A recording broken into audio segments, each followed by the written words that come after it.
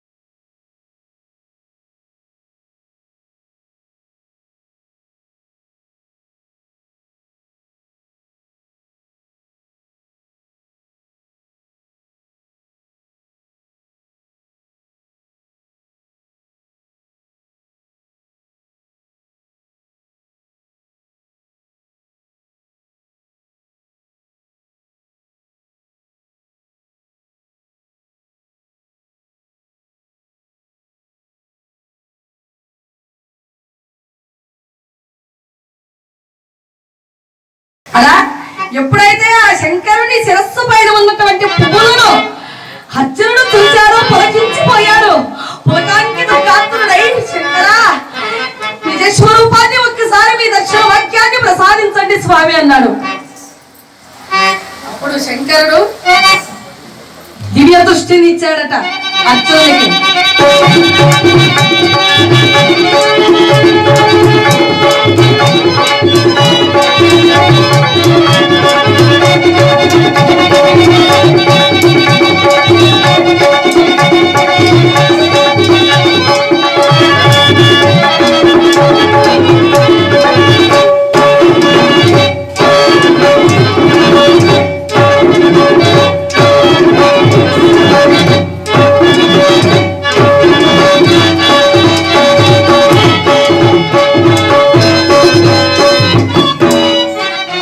దృష్టితో ఆ స్వామి వారిని ఆ కైలాసనాథుని అప్పుడు చూశారట. పార్వతీ పరమేశ్వరుడు అక్కడ ప్రత్యక్షమయ్యారు. వారిద్దరినీ కూడా అనేక విధములుగా కొనియాడి నా జీవితము ధన్యము స్వామి, చరితార్థులయ్యారు స్వామి, ఆనంద పరమేశ్వరుడయ్యారు స్వామి.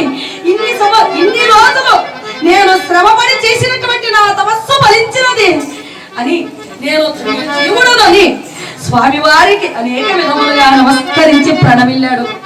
ప్రణమిల్లినటువంటి ఆది దంపతులను చూసి పరమానందభరితుడై ఏమి కావాలో అడుగు అన్నాడు.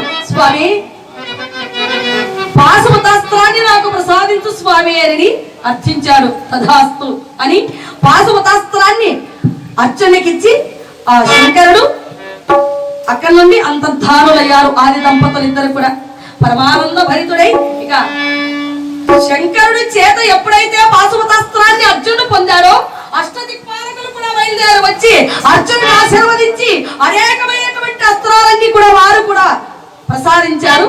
ప్రసాదించిన తరువాత ఇంద్రుడు ఆయన అర్జున నేను రథాన్ని ఇచ్చి పంపుతాను, నువ్వు దేవలోకానికి రా అని అర్జునుడిని దేవలోకానికి ఆహ్వానించారు. మాతలి అంటే ఇంద్రుని యొక్క రథసారథి మాతలి, మంచి రథసారథి ఆయన పేరు మాతలి. ఆయన పుష్పక విమానంలో దానికి పెట్రోలు డీజిల్తో పని లేదు, ఎప్పుడైనా రావచ్చు ఎప్పుడైనా రావచ్చు. బయలుదేరేలా వచ్చిందట పుష్పక విమానం. అర్జునుడిని పుష్పక విమానంలో తీసుకొని దేవలోకానికి చేరుకున్నారు. పరమానందంగా దేవసభ, ఏమి సామాన్యమైన సభ, దేవసభ. గరుడ గంధర్వ యక్ష కిన్నెరులు కింపురుషులు మునీశ్వరులు 33 కోట్ల దేవతలు అష్టదిక్పాలకులు అందరూ కూడా ఘనులందరూ కూడా సమావేశమై ఉన్నారు. అర్జునుడికి చక్కగా స్వాగత సత్కారములు అర్జునిగా జై, అర్జునిగా జై, అర్జునిగా జై.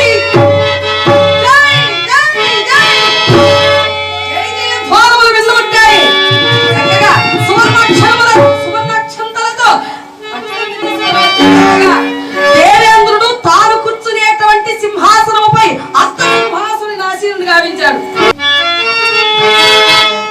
చక్కగా రంభా ఊర్వశి మేనక తిలోత్తమాది అప్సరంగణులందరూ కూడా సర్వాభరణ విభూషితులై చక్కగా అలంకరించుకొని నరుడు కదా మత్స్యలోకము నుండి భూలోకము నుండి దేవలోకానికి వచ్చినటువంటి అర్జునునికి ఘనమైనటువంటి స్వాగత సత్కారములు అందులో దేవకాంతల వారందరూ కూడా చక్కగా అలంకరించుకొని సభలో ప్రవేశించి నాట్యము సాగిస్తున్నారు.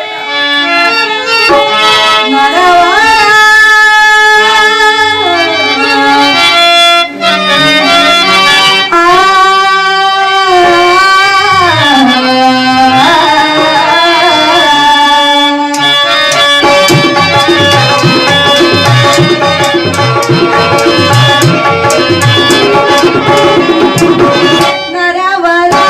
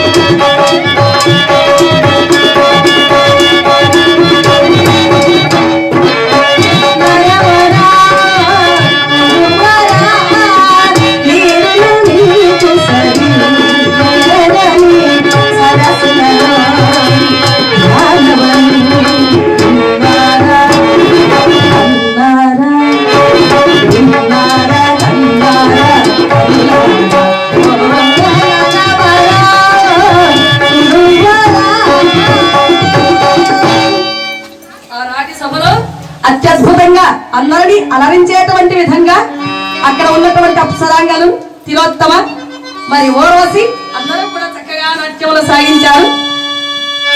ఇక చాలా సంవత్సరాలుగా తపస్సు చేసి అలసి సొలసి వచ్చినటువంటి అర్జునునికి ఉద్యానవనంలో ఒక విడిది గృహాన్ని ఇచ్చారట, విశ్రాంతి మందిరము. ఆయన విశ్రాంతి తీసుకోవడానికి ఆ విశ్రాంత మందిరములో ఆయన విశ్రాంతి తీసుకుంటున్నారు అర్జునుడు. ఇక దేవలోకానికి బయలుదేరి వచ్చాడు కదా నరుడు, అందులో మానవుడు. ఆ అర్జునుడిని పలుకరించడానికి అందరూ బయలుదేరి వస్తున్నారట. అందరూ ఆయన పలుకరించి వెళ్ళడము రావడము ఇలా ఒక అర్ధరాత్రి వరకు కొనసాగింది. సంధ్య వేళలో బయలుదేరి వచ్చిందట ఆమె ఓర్వశి చక్కగా ముస్తాబై అర్జుని మందిరానికి. ఈ వెళ్ళేవారు వచ్చేవారు అర్ధరాత్రి అయింది. ఇక వారందరూ కూడా శరీర మందిరానికి చేరుకున్నారు. అప్పుడే అర్జునుడు కూడా హంస తూలికపై ఆయన కూడా అలా శిరస్సు అలా మోపారు. ఆ చీకటిలోనే బయలుదేరి వస్తున్నాడట ఓర్వశి. మందిరానికి చేరి అర్జునుడిని ఓ నరవరా కురువరా. అప్పుడే అలా తల వాల్చిన అర్జునుడు పైకి లేచి ఎవరో వచ్చేవారు, చీకటిలో ఎవరో సమంగా గుర్తుపట్టలేకపోతున్నాను, దయచేసి ఇలా రండి. దగ్గరకు వచ్చింది ఓర్వశీదేవి. పైకి లేచి అమ్మా నమస్కారం అన్నాడు. అమ్మ అర్జున నేను ఏవేవో ఊహించుకొని వస్తే నన్ను చూసి అమ్మా నమస్కారం అంటున్నావే.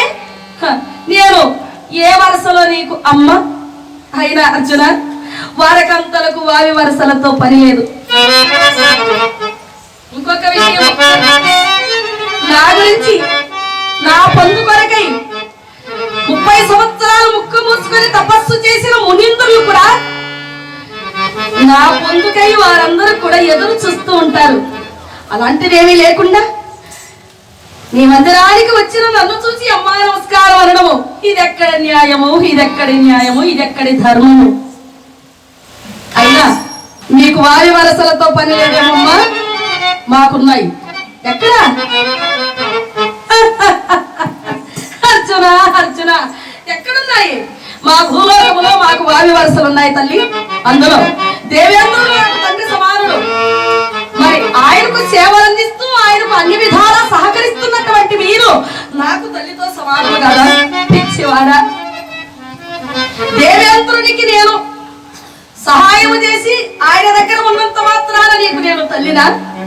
అయితే మీ భూలోకములు బాగున్నాయి వాయు వరసలు, ఏమి లేక పిచ్చివాడా. ఎవరో సంసారంలో ఎందుకు, మీ సంసారంలో మీ కుటుంబంలో మీకున్నాయి వాయు వరసలు, మాకేమి? ఓహో అన్న ఇల్లాలు తమ్మునికి అమ్మగా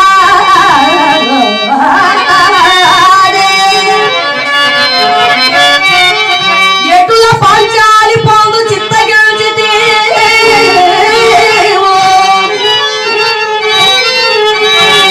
వేలేనట్టి అర్జున, వేలేనట్టి నేనెట్టి తల్లిగా వారి వరస భజము తగదు తగదు తగదు.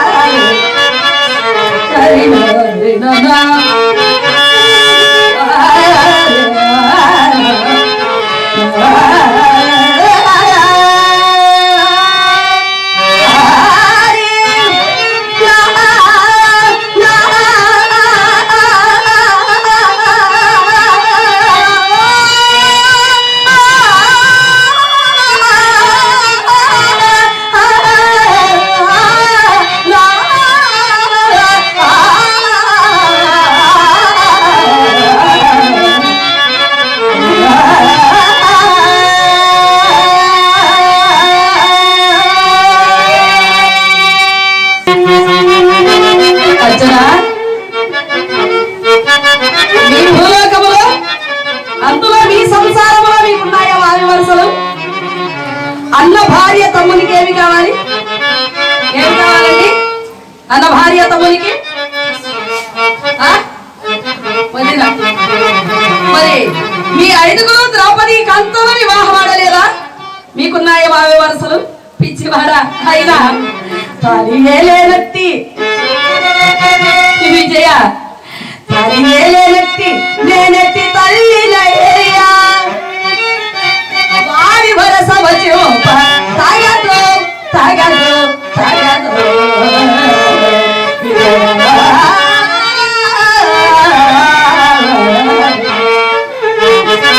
అర్జున తాలిబొట్టు ఎలా ఉంటుందో నేను ఇంతవరకు చూడలేదన్నాడు. తాలిబొట్టు ఎలా ఉంటుందో తెలియదట ఆమెకు. తాళియే లేదు నాకు, తాళే లేదే. ఏ వరసలో నీకు నేను తల్లి అయినా వారకంతలకు వారి వరసలతో పని లేదు అని దగ్గరికి వెళుతున్నటువంటి ఆమెను చూస్తూ నివారిస్తూ, ఆగమ్మా మా సంసారాన్ని మమ్ములను మీరు అపార్థంగా అర్థం చేసుకున్నట్టున్నారు తల్లి. ఆడి తప్పని మా అమ్మ అభిమతాల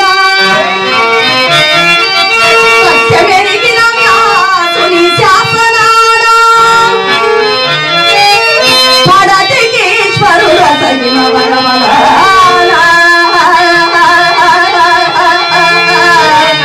నరసుతున్నట్టి భౌగమదే పరిదా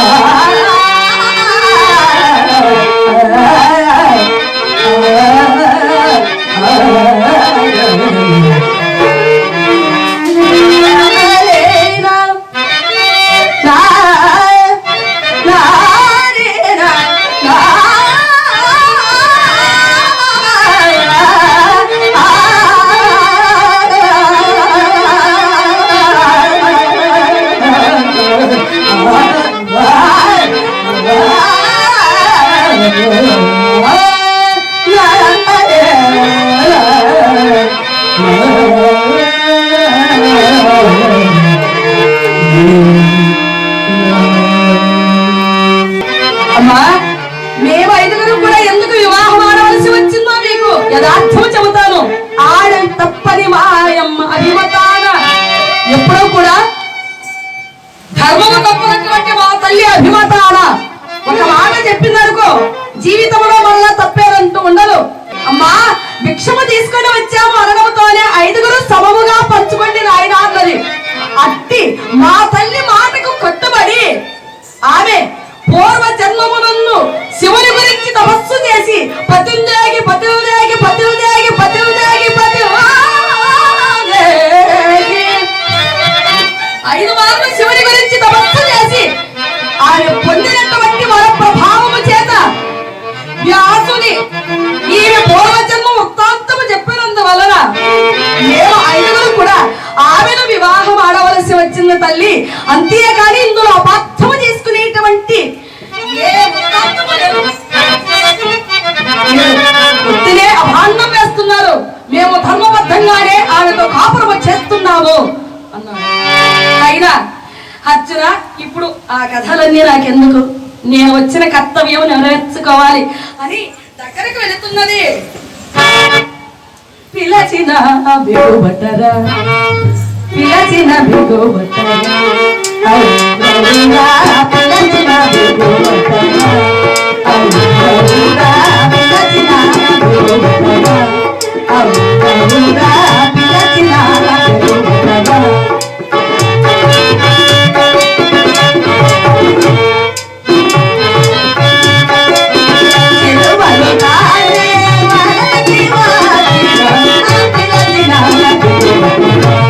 Oh,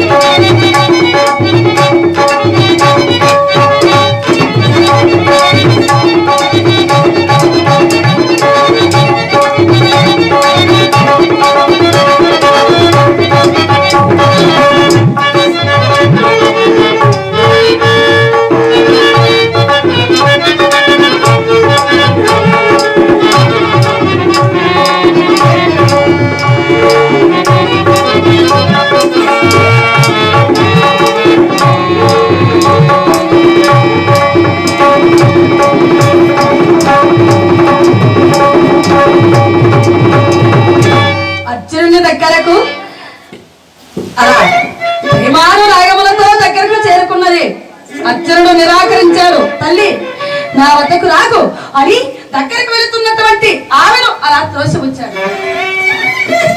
అంత దూరాన ఆమె కిందపడి పైకి లేచి, అర్జునా, ఇంత అనురాగముతో నీ వద్దకు వస్తే నన్ను నిరాకరించావా?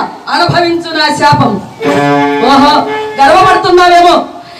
నీకు మించినటువంటి అంతగారు లేదని, బాహుబలములో నీకు మించిన వారని లేదని నువ్వు గర్విస్తున్నావేమో. అయితే నీవు స్త్రీ కాక పురుషుడు కాక నపుంసకుడవైపో. ఓర్వశీదేవి చెప్పించి 36 చట్ల తిప్పిందట. మూతి తిప్పుకొని బయలుదేరి వెళ్ళిపోయింది. నిరాకరించినందుకు శాపం. ఏమి స్త్రీ కాక పురుషుడు కాక. సాటు నుండి విన్నాడట దేవేంద్రుడు. దగ్గరికి వచ్చి శభాష్ నాయన శభాష్. ఏమిటి ఓర్వశీదేవి శాపం ఇచ్చినందుకు శభాష్ అంటున్నారా? అది కాదు నాయన. ఇక్కడికి వచ్చినా కూడా ఏమనే మాత్రం నీవు మనస్సు చెలించక నీ గౌరవ మర్యాదలను కాపాడటమే కాకుండా నా గౌరవ మర్యాదలు కూడా నువ్వు కాపాడావు. చాలా సంతోషం. అయితే ఆమె నిన్ను చెప్పించినందుకు నువ్వు బాధపడుతున్నావేమో.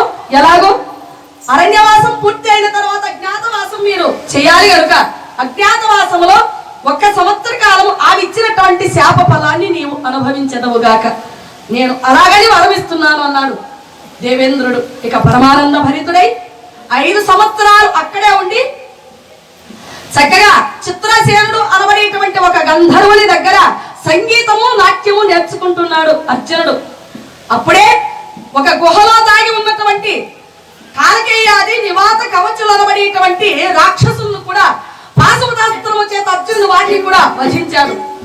అందుకు పరమానంద భరితుడై వజ్రవైఢూర్య నీల గోవేదిక పుష్యరాగములతో పొదిగి ఉన్నటువంటి కిరీటాన్ని స్వహస్తాలతో ఆ అర్జుని శిరస్సునందు దాల్చాడు దేవేంద్రుడు. ఇలా 5 సంవత్సరాలు ఆయన అక్కడే ఉన్నారు, సంగీతము నాట్యము నేర్చుకుంటూ దేవలోకము. ఇక అర్జునుడు దేవలోకములో ఉన్నాడని తెలియజేయడానికి రోమసములు ఇంద్రుడు బయలుదేరి వచ్చి కంగారు పడుతున్నారు పాండవులు. వారికి ధైర్యం చెప్పి మీ తమ్ముడు దేవలోకములో దేవేంద్రుని దగ్గర ఉన్నారయ్యా, చాలా ఆనందంగా ఉన్నారు, చక్కగా సర్వేశ్వరుని ఒప్పించి పాశుపతాస్త్రాన్ని కూడా పొందాడు అని ఆ విషయాన్ని కూడా వారికి తెలియజేసి రోమసమునింద్రుడు అక్కడ నుండి బయలుదేరి వెళ్ళిపోయారు. ఇక పాండవులు అక్కడ నుండి గంధమాదన పర్వత ప్రాంతాలకు తరలి వెళుతున్నారు. అయితే చీకటి ఉరుములు మెరుపులతో వర్షం పడుతున్నది. అమ్మ ద్రౌపదీదేవి నడవలేకపోతున్నది. అలా నడుచుకుంటూ బయలుదేరి వెళుతున్నారు. ఆ తల్లి నీరసించి స్పృహ కోల్పోయింది. అప్పుడు భీమసేనుడు తన కుమారుడైనటువంటి ఘటోత్కచుని వెలచాడు. ఘటోత్కచుడు బయలుదేరి వచ్చి, రాయడా మీ తల్లి స్పృహ కోల్పోతున్నది, దారి నడవలేకపోతున్నది, గంధమాదన పర్వత ప్రాంతాలకు చేర్చవయ్యా అన్నారు. సరేనని ఇక తమ వారందరినీ కూడా తీసుకొని తమ పరివారాన్ని పిలిచారు ఘటోత్కచుడు. ఆయన పరివారం ఎవరు? ఘటోత్కచుని పరివారము రాక్షసులు, పిశాచులు, కొరివి దయ్యాలు, వీరందరూ కూడా అందరూ బయలుదేరి వచ్చారు. ఈ బ్రాహ్మణులందరినీ కూడా తీసుకొని గంధమాదన పర్వత ప్రాంతాలకు చేర్చారు. ఇక ఆ గంధమాదన పర్వత ప్రాంతాలలో వారందరూ కూడా నివసిస్తూ ఉన్నారు. ఆ సమయానికి 5 సంవత్సరాల అనంతరము అర్జునుడు బయలుదేరి అక్కడకు చేరుకున్నారు. అక్కడ నుండి కామికవనము నుండి గంధమాదన పర్వతము నుండి ద్వైతవనము చేరుకున్నారు. గంగానది తీరము. ఆ గంగానది తీరము దగ్గరకు చేరుకొని గుడారములు నిర్మించుకొని ఉన్నారట. ఇలా ఉండగా పాండవులు అరణ్యవాసము చేస్తున్నారు అని కౌరవులందరూ కూడా తమ భార్యలతో రథారూఢులై బయలుదేరి అక్కడకు చేరుకున్నారట. వనాలకు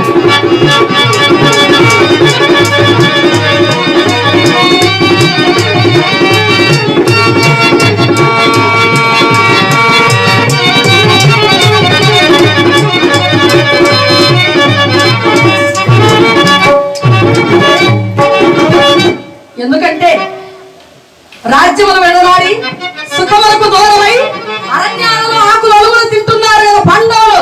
మా వైభవాలు, మా భార్యలను చూచి పాపిష్టి పాంచాలి కురుంగి కృషించి నశించాలి.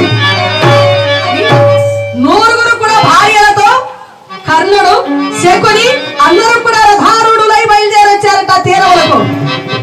గంధర్వులకు నిలయము ఆ ప్రాంతము. గంధర్వులందరూ కూడా ఇక్కడ మీరు గుడారములు వేయకూడదు, ఇవి మాకు నిలయమైనటువంటి స్థానములు అన్నారు. అయినా వినిపించుకోకుండా వారు అక్కడ గుడారములు ఏర్పాటు చేసుకున్నారు. గంధర్వులు బయలుదేరి వీరితో యుద్ధానికి వచ్చారు. అయితే భార్యలతో కలిసి గుడారములు నిర్మించుకొని చక్కగా తాగి ఆ వనాలంతా కూడా ఆనందంగా సంచరిస్తున్నారట. వారు 9 కూడా ఇష్టింద సృష్టిస్తున్నారట. మొత్తము ఆగి మయమరచి భార్యలతో కలిసి మొత్తం ఆడుకుంటున్నారు. అక్కడంతా కూడా పాటలు పాడుకుంటున్నారు. ఇలా ఉండగా అసలే గంధర్వుల నిలయం కదండి,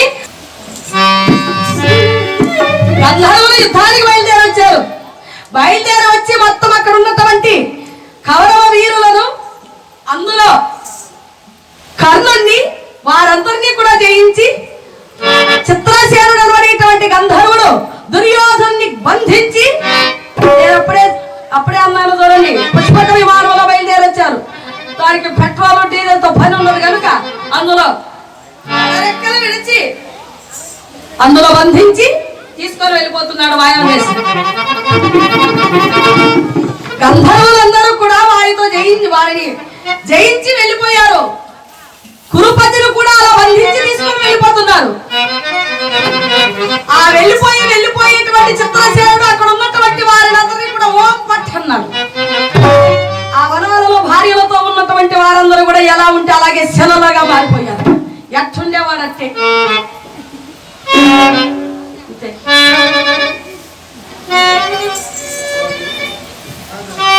చిరంజీవి పోజులు పెట్టారట అందరూ కూడా. ఓం పట్టు ఎలా ఉన్నారంటే ఇంతే, ఎలా ఉంటే అలాగే ఓం పట్టని వెళ్ళిపోయారు. ఆ చిత్రసేనుడు దుర్యోధను తీసుకొని వెళ్ళిపోయారు. వెళ్ళిపోయిన తర్వాత అక్కడెక్కడో ఇద్దరు దాగి ఉన్నారట భటులు ఒక చెట్టు క్రింద. వారు చూసి భగవంతుడా మనం ఉన్నింటి మనం కూడా అలా శిలల్లో అయిపోయేవారము, ఇప్పుడు ఎలా మన కురుపతిని దుర్యోధన్ని విడిపించేవారు ఎవరు? ఓహో ఇక్కడే పాండవులు కూడా ఉన్నారని విన్నాము కదా అని ఆ ఇద్దరు భటులు కూడా ధర్మరాజు గారి దగ్గరికి వెళ్ళి శరణు శరణు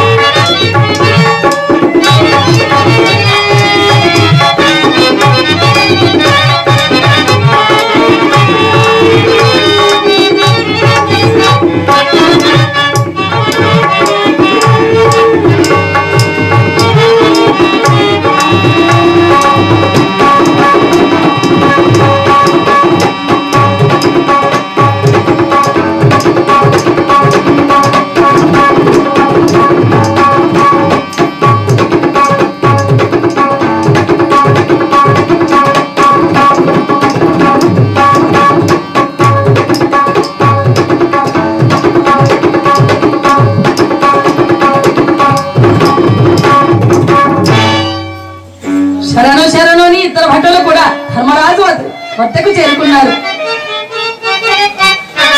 తమ్ములను చూసి, తమ్ములారా మీరు వెళ్ళి ఆ చిత్రసేనుని జయించి దుర్యోధను విడిపించుకురండి అన్నారు. అన్నయ్య, దేవుడు ఎంత మంచివాడు, మనం చేయవలసిన పని గంధర్వులే చేస్తున్నారు, చాలా సంతోషము, చాలా ఆనందంగా ఉన్నది అన్నారు వీరందరూ కూడా. రాముని మీరు వెళ్ళలేదు, ధనుర్బాణములు నా చేతికి నేను వెళతానన్నాడు. అన్నయ్య మీరా నా మాట విన్నప్పుడు మరి నేనైనా బయలుదేరి వెళ్ళవలసిందే కదా. అయ్యయ్యో అది కాదన్నయ్య, నా ఆజ్ఞను ఉల్లంఘిస్తారా లేదా వెళతారా? మేమే వెళతాము అని అందరూ కూడా బయలుదేరి వెళ్ళి ఆ గంధర్వులతో యుద్ధము చేసి మాయ చేసి తీసుకుని వెళుతున్నటువంటి చిత్రసేనుని చూచారు. అర్జునుడు శబ్దభేది అనబడేటువంటి బాణాన్ని సంధించి వదిలిపెట్టాడు. ఎంత మాయతో వెళ్ళినా కూడా ఆ శబ్దము, ఆ పుష్పక విమానం యొక్క శబ్దాన్ని బట్టి ఈ బాణం వెళుతుందట. ఎక్కడికి వెళ్ళాడో అలా వెళ్ళిపోతున్నది పుష్పక విమానము. కనిపించలేదు ఎక్కడనేది అర్జునుడికి. ఆ కనిపించినటువంటి సమయంలో ఆ శబ్దాన్ని బట్టి ఈయన శబ్దభేది అనబడేటువంటి అస్త్రాన్ని వదిలిపెట్టాడు. బయలుదేరిందట ఈ అస్త్రము. ఆ వెళ్ళిపోతున్నటువంటి ఆ పుష్పక విమానము దగ్గరికి వెళ్ళింది. ఆ రథాన్ని అట్ట పట్టుకునేసింది. జర జర జర జర జర ఎంత వేగంగా ముందుకు వెళ్ళిందో అంత వేగంగా తీసుకొని వచ్చి అర్జునుడి దగ్గర కూర్చోబెట్టేసింది ఆ బాణం. శబ్దభేది అనబడేటువంటి అస్త్రం. ఇక గంధర్వులందరినీ కూడా జయించారు. ఆ చిత్రసేనుడు అర్జునుడిని కౌగలించుకొని, నాయనా మీరందరూ కూడా దారిద్ర్యముతో వనవాసము చేస్తున్నారని మిమ్మల్ని చూచి మీకు కష్టం కలిగించాలని వీరందరూ కూడా ఘోషయాత్రకు బయలుదేరి వచ్చారు. ఈ విషయం తెలిసినటువంటి దేవేంద్రుడు వీరందరినీ కూడా జయించి వీరందరినీ కూడా బంధించి దేవలోకానికి తీసుకురమ్మన్నారు. అందుకే మేము వీరితో యుద్ధానికి వచ్చామన్నాడు చిత్రసేనుడు. ధర్మరాజు గారు చాలా సంతోషమయ్యా, కనికరించి వారందరినీ కూడా విడనాడి విడిచిపెట్టి మా యందు దయ వచ్చి మీరు బయలుదేరండి, మాకు వస్తే మేము చూసుకుంటాము గాని మూడో వ్యక్తి ఇందులో తల దూర్చకూడదు, రాకూడదు కూడా అని గంధర్వుడు చిత్రసేనుడు సరేనని ఆయన కట్లు విడిపించి దుర్యోధనుని అక్కడ వదిలేసి చిత్రసేనుడు బయలుదేరి వెళ్ళిపోయారు. ఇక నలుగురు అలా చుట్టుముట్టారట దుర్యోధనునికి. సభాభవనములో మాయాజోదవాడు ఆడ్డమనుకున్నావా దుర్యోధన? ఇక నేను బుద్ధి తెచ్చుకొని పాండవులు పెట్టినటువంటి జ్యోతి దీపమని జీవితకాలం బ్రతుకు. అవమాన భారముతో పైకి లేచి ఆ గంధర్వుల చేతులలో హతుడై ఉన్నా కూడా, మరణించి ఉన్నా కూడా మనశ్శాంతిమో నా శత్రువులు విక్షము పెట్టారే, ఈ విక్షముతో జీవితకాలము బ్రతుకు అన్నారే హతవిధి. అవమాన భారముతో బయలుదేరి అమ్ముల దగ్గరకు చేరి ఆ వెళ్ళిపోయేటువంటి చిత్రసేనుడు, ఏమయ్యా వెళ్ళిపోతున్న వారందరూ బొమ్మలుగా నిలిచిపోయారు శిలలుగా. ఆ వెళ్ళేటప్పుడు వారిని కూడా అలాగన్నా అన్నారు. ఆయన వెళుతూ ఓం పట్టు అన్నారు. శిలలుగా ఉండే వారందరూ కూడా చక్కగా ప్రాణం వచ్చి అటు ఇటు సంచరించి, ఒరే నేను మరలా బాగా మారిపోయానురా, నన్ను గిచ్చరా అని ఒకరు అటగిచ్చుకొని, ఒరే నాకు చలనం వచ్చిందిరా అని అందరూ కూడా ఆనందంతో పైకి లేచి ఇక రథాలలో కూర్చొని అందరూ బయలుదేరి వెళుతున్నారు హస్తినాపురం పట్టణానికి. ఇలా బయలుదేరి హస్తినాపుర పట్టణానికి అవమాన భారముతో రాత్రి వేళ ఒక చోట అందరూ కూడా విశ్రమించారు. ఈ బాధనంతా కూడా తొలగించుకోవాలి దుర్యోధనుడు పాతాళ లోకములో ఉన్నటువంటి కృత్య అనబడేటువంటి ఒక రాక్షస కాంత భూలోకానికి వచ్చి అన్నల అంటే తమ్ములలో విశ్రాంతి తీసుకుంటున్న దుర్యోధన్ని పాతాళ లోకానికి తీసుకుని వెళ్ళి చక్కగా మధుమానం అంతా కూడా ఆయనకిచ్చి, అంటే అవమానం అనబడేటువంటిది ఆయనకు గుర్తు లేకుండా మధుపానములో ముంచి తేల్చింది ఆ రాక్షస కాంత. తెల్లవారిన తర్వాత యథావిధిగా తమ్ములతో పాటు భూలోకంలో తీసుకొచ్చి ఆయన అలా ఉంచి వెళ్ళిపోయింది పాతాళ లోకానికి. జరిగిన అవమానం అనేది ఆయన గుర్తులేదు. మనందరూ కూడా హస్తినాపుర పట్టణానికి చేరుకున్నారు. ఇలా ఉండగా ఇక చక్కగా దేవేంద్రుడు రేపటి రోజున మారు రూపంలో కవచ కుండలాలను తీసుకోవడానికి నీ వద్దకు వస్తానని సూర్య భగవానుడు బయలుదేరి వచ్చి కర్ణునికి తెలియజేశాడు. నీ ప్రాణం పోయినా కూడా నువ్వు ఆ కవచ కుండలాలు ఏవద్దు అన్నాడు. ఇన్ని చెబుతున్నారు, మీరెవరు? నేనెవరునో కాదు, నీ తండ్రినే, సత్యోగర్భముల కుంతీదేవికి నాకు జయించినటువంటి బిడ్డవు. ఓహో తండ్రి గారు, అంత దేవేంద్రుడే వచ్చి నా దగ్గర దేహీని చెయ్యి చాపినప్పుడు నా చేయి పైన ఉంటుంది. అంత 33 కోట్ల దేవతలకు అధినాథుడైనటువంటి ఒక దేవనాథుడు వచ్చి ఆయన చేయి క్రింద నా చేయి పైనే కదా. అంతటి వాడు వచ్చినప్పుడు నేను ఇయ్యకుండా ఎలా ఉంటానన్నాం అనుకున్నాం. ఆయన నీ మంచి కోరి, నీ శ్రేయస్సు కోరి చెబుతున్నాను. అయినా కూడా నేను ఇవ్వదలుచుకున్నాను. సరే ఇస్తే ఇచ్చావు. ఆయన దగ్గర ఉన్నటువంటి గంటా శక్తి శక్యాయుధం ఉన్నది, అడగవయ్యా అదైనా. సరేలే అప్పటికి చూద్దాం అనుకున్నాడు. తెల్లవారిన తర్వాత మారవేషాదుడే బయలుదేరి ఇంద్రుడు గడప దగ్గర నిలిచి, కర్ణ, నేను అడిగినటువంటివి నాకు తప్పకుండా మాట తప్పకుండా ఇయ్యాలన్నారు. ఒక వ్రతము పెట్టుకున్నారట ఆయన. ఏమిటా వ్రతము? ఏ వేళలో ఎప్పుడు ఎవరు వచ్చే ఇది కావాలడిగినప్పుడు వారికి అది తప్పకుండా ఇయ్యము. అది వ్రతం ఆయనకు. బ్రాహ్మణ వేషధారి వచ్చి కవచ కుండలాను నర్తించాడు. తప్పకుండా ఇస్తాను, కానీ వెళ్ళేటప్పుడైనా మీ నిజ స్వరూపాన్ని నాకు ప్రసాదించాలి అన్నాడు. నిజ స్వరూపం అంటున్నావు, నేనెవరో నీకు తెలుసా? తెలుసు స్వామి. ఓహో, సూర్య భగవానుడు నీకు విషయాన్ని వివరించినట్టున్నాడు. అయినా ఎవరి మాత్రము చెలించక భయపడకుండా ఇస్తాను అని అంటున్నావే, దానికి నేను మెచ్చుకున్నాను. అవును స్వామి, ఈ కవచ కుండలాలు నా దగ్గర ఉంటే నాకు ఉపయోగకరము, కానీ శరీరంలో నుండి వేరు చేసి మీకు ఇస్తే మీకేమి లాభం ఉండదు. నేను అడిగింది కవచ కుండలాలు ఇయ్యవయ్యా తప్పకుండా అని. అవేమి ఇలా తీస్తే వచ్చేవి కాదు. ఈ శరీరంలో భాగంగా పుట్టినటువంటివి, శరీరంతో పాటు అవి కూడా పుట్టాయి. ఇప్పుడు మనకు శరీరంతో పాటు ఈ జుట్టు ఎలా పుట్టిందో, ఆ శరీరంతో పాటు ఆయన కూడా బంగారు కవచము కుండలాలు పుట్టాయి పుట్టుకతోనే. గత జన్మలో సహస్ర కవచుడు అతడు. 999 కవచాలను ఛేదించారు. ఇంకొక కవచము ఛేదించాలి. అప్పుడు నరనారాయణులకు భయపడి సూర్యులలో దాగి ఉన్నటువంటి వాడు, సూర్యుని దగ్గర సూర్యమండలంలో దాగి ఉన్నటువంటి అతన్ని కుంతీదేవి ప్రార్థించడము, అతని దగ్గర ఉన్నటువంటి అతన్ని ఈమెకు అర్పణ చేయడము, ఇది ఆయన గత జన్మ రహస్యం. సరే, ఆ శరీరంలో ఉన్నటువంటి కవచ కుండలాలను ఛేదించి దేవేంద్రునికి అర్పణ చేశారు. ఇక దేవేంద్రుడు తన అమృత హస్తముతో తన దేహాన్ని అలా నిమిరాడట. సిద్ధమై దేహమంతా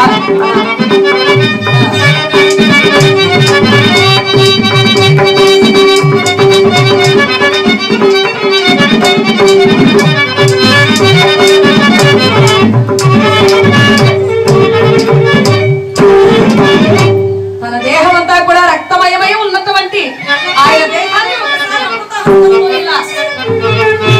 ఎప్పుడైతే తాకాడో మామూలు శరీరం అయింది. ఆయన భక్తికి మెచ్చి, నీ దాన గుణానికి నేను చాలా సంతసించాను కన్నా, నీకు నేను ఒక అస్త్రాన్ని ఇస్తున్నాను, గంటా శక్తి, శక్యాయుధం అని కూడా అంటారు. ఇది నువ్వు అనుకున్నటువంటి ఒక్కరిని మాత్రమే జయించి వారిని సంహరించి నా దగ్గరకు మరలా తిరిగి వస్తుంది అని అంటే, ఆ ఒక్కటి నాకు దాను అన్నాడు. ఆ ఒక్కడు ఎవరో నాకు తెలుసులే అని అనుకొని ఆ గంటా శక్తిని దేవేంద్రుడు కర్ణునికి ఇచ్చి అక్కడి నుండి కవచ కుండలాలను తీసుకొని వెళ్ళిపోయాడు. చక్కగా ఇలా సాగుతూ ఉన్నది. పాండవులందరూ కూడా అరణ్యంలో ఉన్నారు. ఇలా ఉండగా అక్కడ నుండి సింధు దేశాధీశుడైనటువంటి సైంధవుడు రథారూఢుడై బయలుదేరి వెళ్తున్నారట. ఎక్కడికి వెళ్తున్నారట? సాల్వ మహారాజు గారి యొక్క కన్యలకు స్వయంవరము. సాల్వరాజు కన్య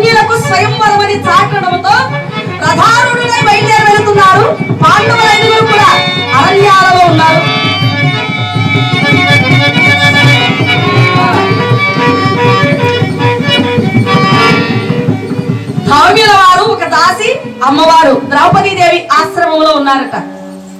ఎవరు లేరు, పాండవులందరూ కూడా మరి కావలసినటువంటి పనులకేమో వారు అరణ్యాల అలా వెళ్ళిపోయారు.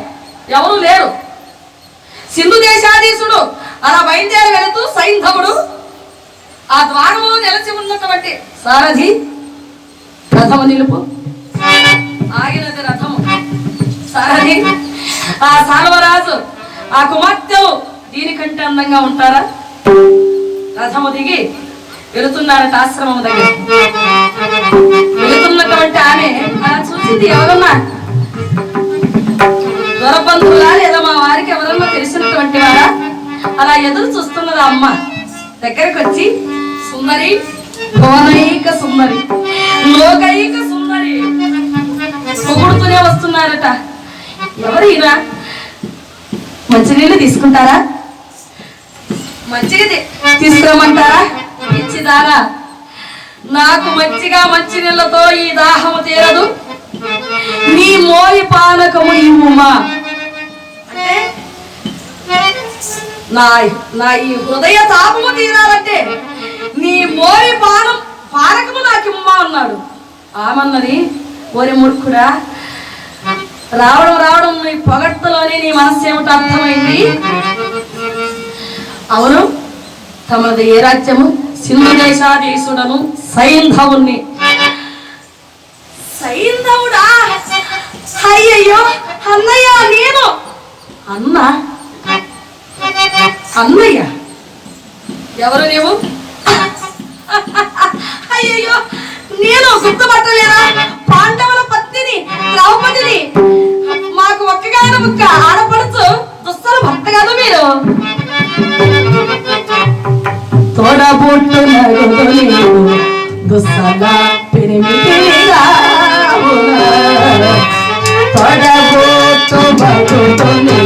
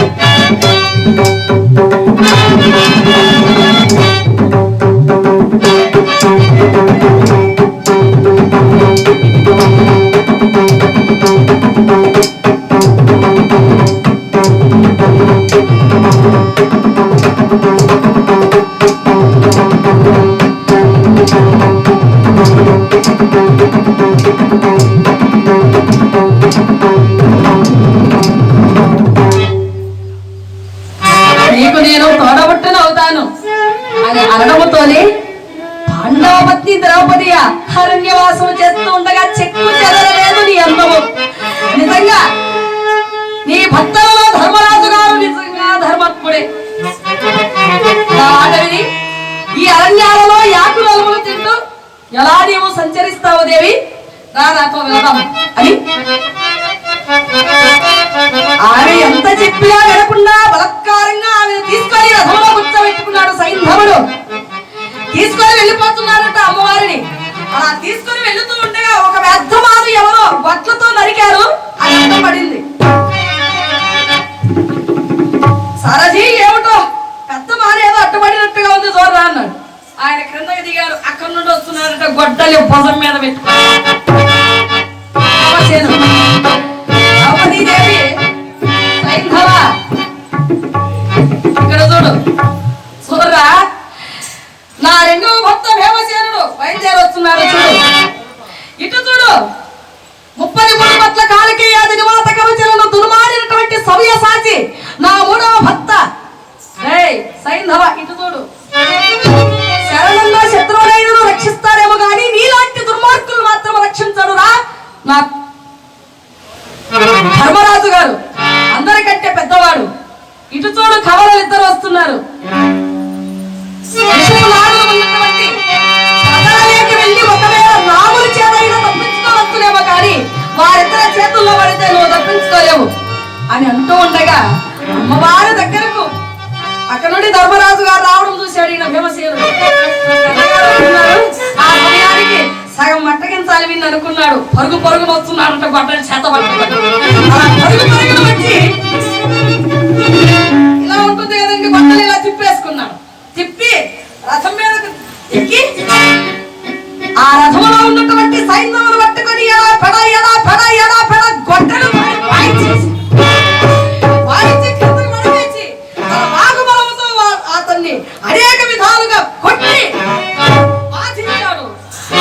చూశాడు ధర్మరాజు గారు. చూసి వారు చచ్చిపోతారా, అసలే లేక ఒక్కగారు ఒక చెల్లెల వరకు వాడు చచ్చిపోతారా, నాకు తెలుసు మీరు వస్తారని, వీరికి అప్పటికి సగం ప్రాణం తీసేయాలని నేను పని చేస్తున్నానని అన్నగారిని చూసినప్పుడు ఒకటేస్తున్నాను. అలా సగం ప్రాణమే తీసేశాడు. అందరూ చెరువు వైపు వచ్చి పట్టుకున్నారు. ధర్మరాజు గారు ఆశ్రమం దగ్గరికి ఇచ్చుకొని వచ్చి, నీకేం బుద్ధి లేదేమరా, చెల్లెల వరుస కావాలి ద్రౌపది, ఆమె చెప్పినా కూడా వినకుండా ఆమెను తీసుకొని వెళ్తున్నావే భ్రష్టుడా. అన్నయ్య భ్రష్టుడేమిటి, 9 కుమారులు కానీ మన పెద్ద తండ్రి గారు పెద్ద తప్పు చేశారు.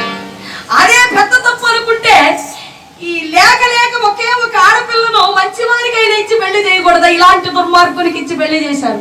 వీళ్ళు ఇక్కడే వధించి ఇక్కడే, ఎందుకంటే గంధపు గట్టులో కట్టెలన్నీ బాగా దిగుతాయి అరణ్యం కదా, ఇక్కడే దహన సంస్కారాలు చేసి ఉత్తర క్రియలు కావలసింటే వారికి కబురు పెడదాం.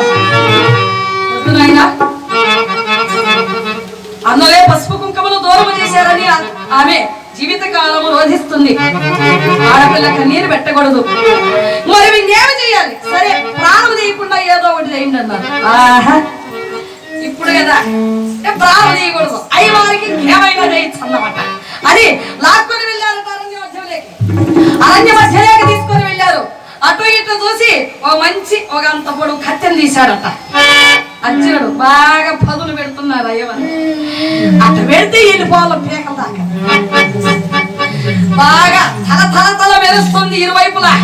బాగా నూరి దగ్గరకు తీసుకొని వచ్చి, ఈనాడు పర్వాలేదు బావమరుదులకు మర్యాద చేయవచ్చు. మంగళి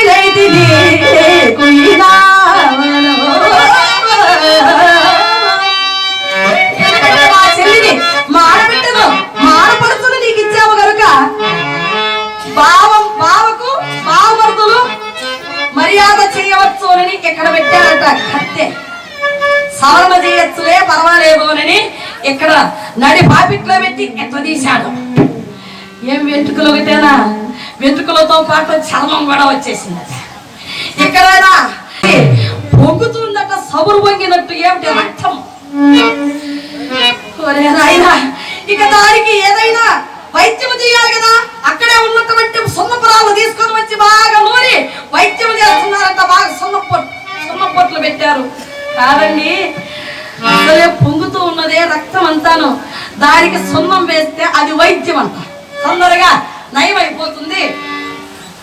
ఆ మంటకు భగవంతుడే అక్కడ కనిపిస్తున్నాడు. వాడు ఒరే ఈ బాధ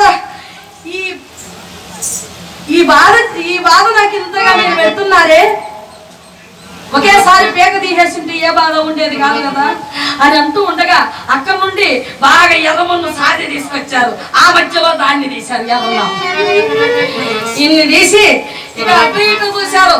ఒక మూగిడి తీసుకొని వచ్చి దాని నిండా సౌలు పోశారు, నూనె పోసి బాగింత ఒత్తిని వెలిగించి పెట్టారు, వేసి వాడిని ఎత్తిని పెట్టారు.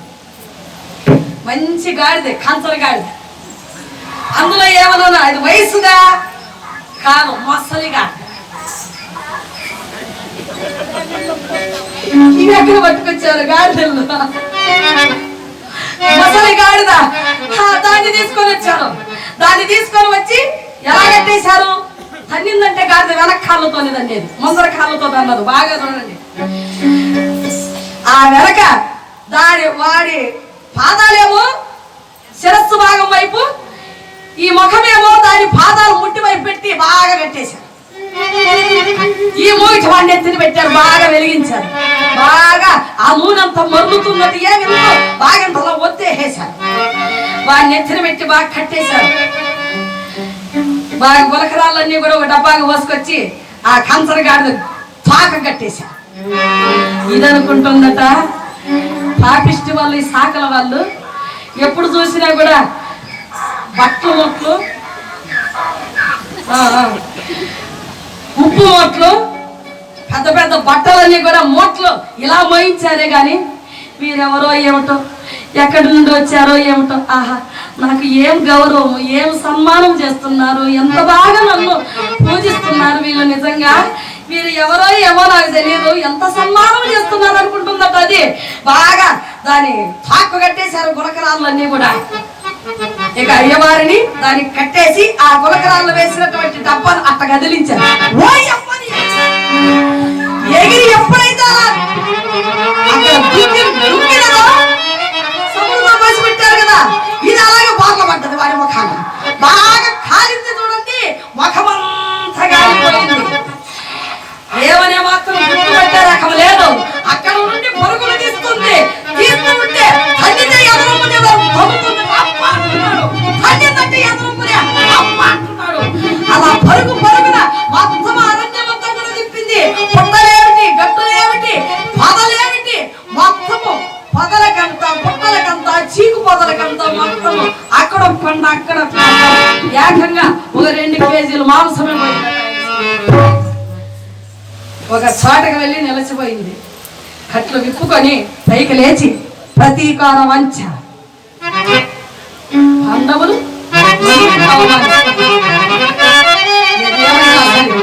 ప్రతీకారం తెచ్చుకోవాలని శంకరుడు గురించి ఘోరమైన తపస్సు చేశాడు. శంకరుడు ప్రత్యక్షమై ఏమి కావాలన్నాడు? పాండవులు నేను జయించాలన్నాడు. జయించాలా? పాండవులు సామాన్యులు కారు, దైవాంశ సంభూతులు, వారిని నువ్వు జయించలేవు. మరి ఎలా అన్నారు? అయితే ఒకరోజు నువ్వు జయించగలవు. ఏమిటి? అందులో కృష్ణార్జునులు లేనటువంటి సమయంలో ఒకరోజు పాండవులను నువ్వు జయించగలవు. అర్జునుడు కృష్ణుడు ఉంటే అది కూడా సాధ్యము కాదు అని స్థంభాస్త్రము అనబడేటువంటి అస్త్రాన్ని ఇచ్చారు. ఇక అస్త్రమేనండి, పద్మవ్యూహములో కృష్ణార్జునులు త్రిగర్తలతో యుద్ధం చేయడానికి వెళ్ళినప్పుడు, అభిమన్యుడు లోన ప్రవేశించినప్పుడు పాండవులు, భీముడు, ధర్మరాజు, నకుల, సహదేవులు లోన ప్రవేశించకుండా స్తంభనాస్త్రాన్ని ప్రయోగిస్తారు. ఈ సైంధవుడు అదే స్తంభనాస్త్రం ఇప్పుడు పరమేశ్వరుడి దగ్గర నుండి వరంగా పొందాడు.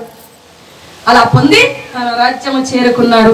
రేపటి నుండి ఇక్కడ నుండి కీచకవధ కథ అనబడేటువంటి కథను మనం చెప్పుకుందాము. సుందర నామ